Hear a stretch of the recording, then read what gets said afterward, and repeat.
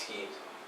Purpose is it allows supporting establishments to show their progression, where they started from, what they've done, and how they can expand. One thing they use is benchmarks. A benchmark is something good to work against, as it shows you what you. It's like an aim. That's something you can work something you can work to, and hopefully this can show like there's been an increase in participation. Right. So the two organisations that work on schemes I'm doing are Quest and Ghost and European Occupation Standards. So firstly, Quest. Quest is developed by Sports England and is overlooked by them. One thing they check quality schemes is by checking the standard of management. So how good they provide the lessons and stuff like that. Another way is whether they can work in partnerships, and this can be seen as they work with the NBC and the MBS, the National Benchmark Service, and it provides data on like leisure centres, their performances, and this can be seen by how many people attend the leisure centres. So, as said, it mainly aimed at the leisure facilities questions. And one important thing that they try and encourage is to look at the customer's point of view, as customer satisfaction is important in checking quality schemes. As if the customer is satisfied, it will lead them to come into the leisure centre more often.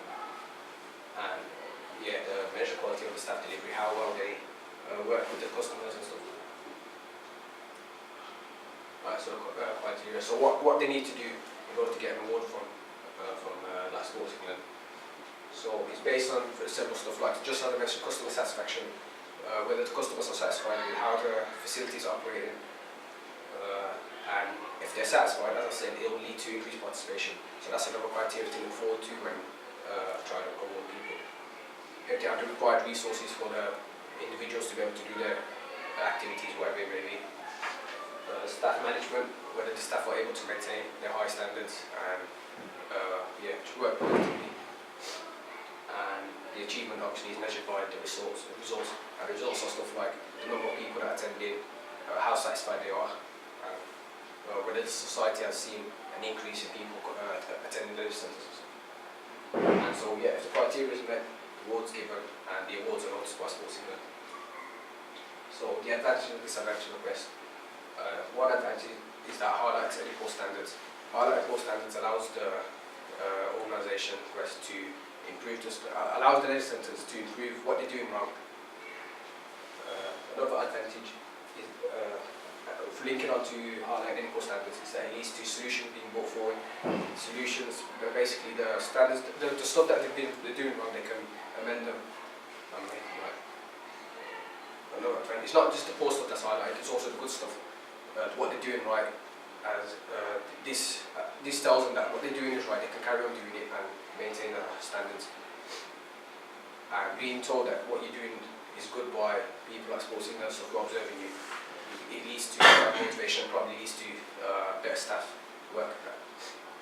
But disadvantage is that the recommendations that are made due to poor standards, it doesn't suit all the staff.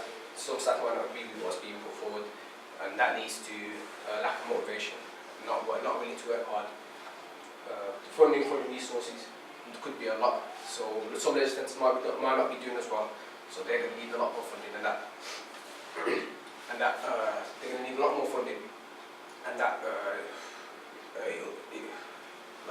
it's going to need a lot more funding, meaning the government will have to pay a lot more than necessary when you're comparing to other leisure centres.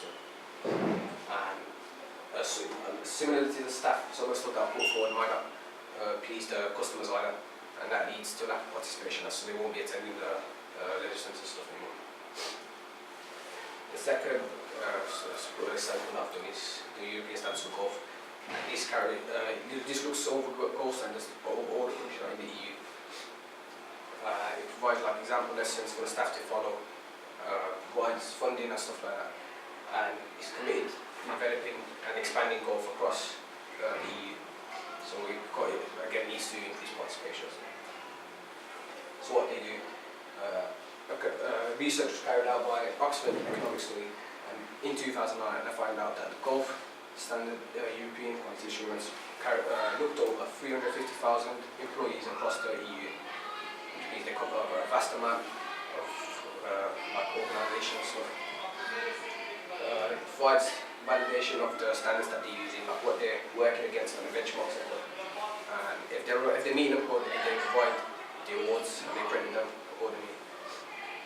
They try and ensure that golf is available and accessible to everyone in the EU who's interested in golf. And the important target group that they aim for is disabled people, as across many sports disabled people can't access it, but Sergeant now and the European gold standards try to make it accessible for everyone. And one thing they strongly believe in is that the results depend on the staff, their skills and the quality. So they'll observe lessons taught and stuff like that, and they'll try and improve the staff. So how they try and develop what they're doing. So they get, after some of the lessons they do, they give surveys out to people, and it gives them opportunity to say what they've enjoyed about it, what they think needs improving. So they use the green, like a traffic light measurement thing. So green, anything that's green means that the work being done is considered as good and is reaching the standards. Amber means only a bit of amendments are needed to reach the standards required, and red means that it needs a lot of improvements. So the advantages and disadvantages of the European gold standards is that one advantage is that it helps with funding across many countries in the EU, many countries that are doing golf across the EU. So it gives them, they're able to buy the resources and stuff to make sure everything's accessible for anyone and everyone. Similarly to Quest, advantage that it highlights what can be improved as well as what's good. So what can be improved leads to the solution being more forward and hopefully customer satisfaction as well. And highlighting what's good tells them that what they're doing, they need to maintain that. And it's evaluated by external people, meaning whoever's evaluated will be true, honest, and that helps them to identify the problems or whatever that they're doing and that's wrong. And yeah, they can improve that. So the disadvantages could be also that because they're giving brutal evaluations, it could demoralize some of the staff as they feel they've been doing stuff right, but the evaluation that they've been given is a little too harsh on the work they've been doing, and hence staff might not agree with the recommendations, and similarly they won't have the motivation and desire to work hard. So to conclude, quality assurance can be very useful, as it allows sporting establishments to see what they're doing right and keep on doing that, and it also highlights for them the stuff that they're doing wrong, and they can improve that. So awards are given, and this leads to motivation and stuff. The organisation they want to work hard and achieve these awards. It can lead to more funding, etc. Customer satisfaction, of course. If there's stuff that they've been doing wrong are improved, customers will like it, and again, it leads to increase